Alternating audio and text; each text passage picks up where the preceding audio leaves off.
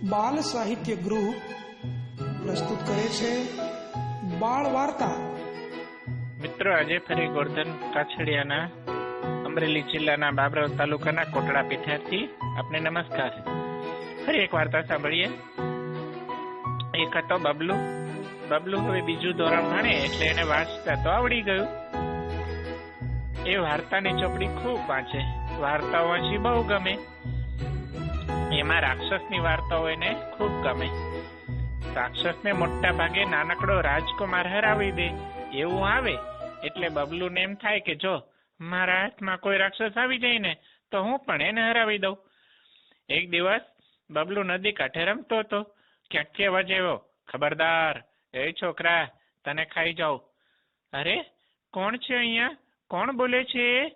અરે, હું રાક્ષસ છું, રાક્ષસ। હે, તું રાક્ષસ? રાક્ષસ ક્યાંથી હોય? અરે, રાક્ષસને તો ભેંસના જેવા મોટા મોટા શિંગડા હોય, તારે છે? અરે આ દેખ જરા। હા ભાઈ, સાચી જ, તારે શિંગડા તો છે, પણ રાક્ષસને તો ભૂંડના જેવા મોટા દાંત હોય, તારે છે? આ જો। હે, અરે વાહ, પણ રાક્ષસને તો ગધેડાના જેવા મોટા કાન હોય, તારે છે? આ દેખ જરા। હે, સાચી જ, તારે તો ભાઈ એવા મોટા કાન છે, પણ બિલ્લા જેવી આંખો ક્યાં છે? બિલ્લા જેવી આંખો પણ હોય એને। હા, અરે જો। હે ભાઈ, તારે તો ભેંસના જેવા શિંગડા છે, બિલ્લા જેવી મોટી આંખો છે, ગધેડાના જેવા કાન છે, ભૂંડના જેવા દાંત છે, પણ તું રાક્ષસ નથી। અરે, રાક્ષસનો ચોથિયો નથી। અરે, હું ચોથિયો છું। અરે, ચોથિયો છે તો અડધ્યો તો નથી? અરે, હું અડધ્યો છું, જો જરા મારી સામે। અડધ્યો તો છે પણ પોણિયો તો નથી જ। અરે, હું પોણિયો રાક્ષસ છું। હે, તું ખાલી રાડો પાડે જ, આખો પૂરેપૂરો રાક્ષસ નથી જ। અરે છોકરા, હું તને ખાઈ જઈશ, હું આખો રાક્ષસ છું। એમ બૂમ બારાડા પડવાથી કઈ તું રાક્ષસ ના કહેવાય। અરે, મારે જોવું પડે તું રાક્ષસ કેવી રીતે હોય, બોલ, શું કરીશ તું? હું જે કહું એ કરી બતાવે તો માનું। અરે બોલ, ચાલ, કહે શું કરું એમ નહીં, વ્યવસ્થિત ભાષા બોલ, વિવેકથી કહે કે તમારી આજ્ઞા શું છે એમ બોલતા શીખ। હા, કહો, આપની શી આજ્ઞા છે? અરે, મને તારા ખભે બેસાડી 7 ગામનો પ્રવાસ કરાવે તો હું માનું। ચાલ, બેસી જા મારા ખભે, પણ પછી હું તને ખાઈશ હો। બબલુ તો રાક્ષસના ખભે બેઠો। રાક્ષસ તે કઈ દોડ્યો તે થોડી વારમાં 7 ગામનો પ્રવાસ કરી અને પાછો ઉતર્યો। કહે, છોકરા, હવે હું તને ખાઉં ને? ના, હજી મારી પરીક્ષા બાકી છે। બોલ, હવે શું છે? હાલે, આ 2 લાડવા છે એ ખાઈ બતાવ જોઈએ।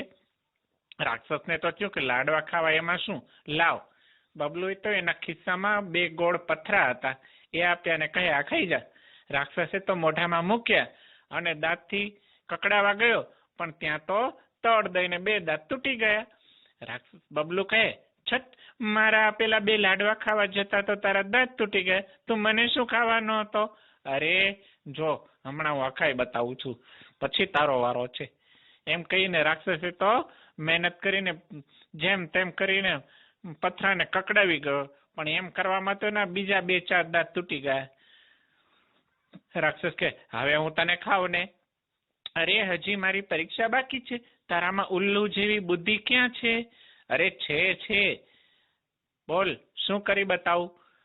હાલે, તો આ ગાળીઓ એમાં નાખ જોઈએ તારા 2 પગ। એમ કહીને બબલુએ એના કડે એક દોરડું બાંધેલું એ કાઢી અને એનો ગાળિયો કરીને આપ્યો। રાક્ષસે તો નીચા વળીને 2 પગ એમાં નાખ્યા કે લે, આ નાખ્યા, હવે તો તને ખાવ ને? સાંભળ ઘડીક, આમાં 2 તારા હાથ નાખ જોઈએ। આ નાખ્યા, હવે એમાં તારું માથું નાખ। રાક્ષસે તો નીચા વળી બેસીને એમાં માથું પણ નાખ્યું, લે, આ નાખ્યું, હવે આમ એમ કહેતા તો બબલુએ 2 છડા ખીંચ્યા ને ગાળિયો થઈ ગયો બંધ। રાક્ષસ એની અંદર પીસાઈ ગયો, બેવડો ઉડી ગયો। બબલુ કે, હા, હવે તું સાચો રાક્ષસ છે, હવે મને ખુશીથી ખાઈ જા। પણ રાક્ષસ તો, અરે, હું હમણાં છોડીને તને ખાઈ જાઉં એમ કરીને ઘણા ધમપછાડા કર્યા, છૂટવા માટે ઘણી મહેનત કરી, પણ કોઈ રીતે છૂટી શકાયું નહીં। આખરે થાકી ગયો ખૂબ પીડા થવા લાગી.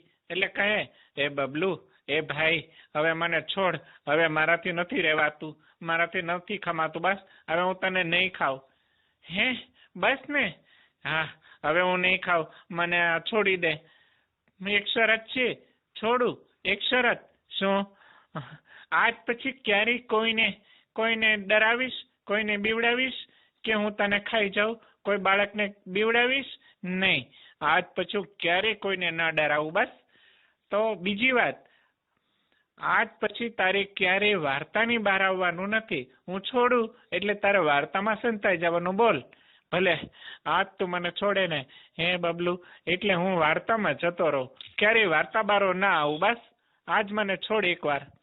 ઠીક છે, લે તું આ છૂટતો. એમ કહેતા તો ગાળિયો છોડ્યો અને ભાઈ રાક્ષસ છૂટ્યો અને એવો ભાગ્યો કે તે ઘડીને આજનો દી આવો રાક્ષસ વાર્તાની બહાર ક્યારેય કોઈને જોવા મળ્યો નથી. માત્ર વાર્તામાં રહી બાળકોને હસાવે, ગમત કરાવે, ક્યારેક રોમાંચિત કરી દે, પણ ક્યારેય વાર્તાની બહાર આવે નહીં હો. બબલુએ તો જાણે આજે મોટું પરાક્રમ કર્યું હોય એમ ખુશ થતો પોતાના ઘરે ગયો અને મોજ મજા કરી.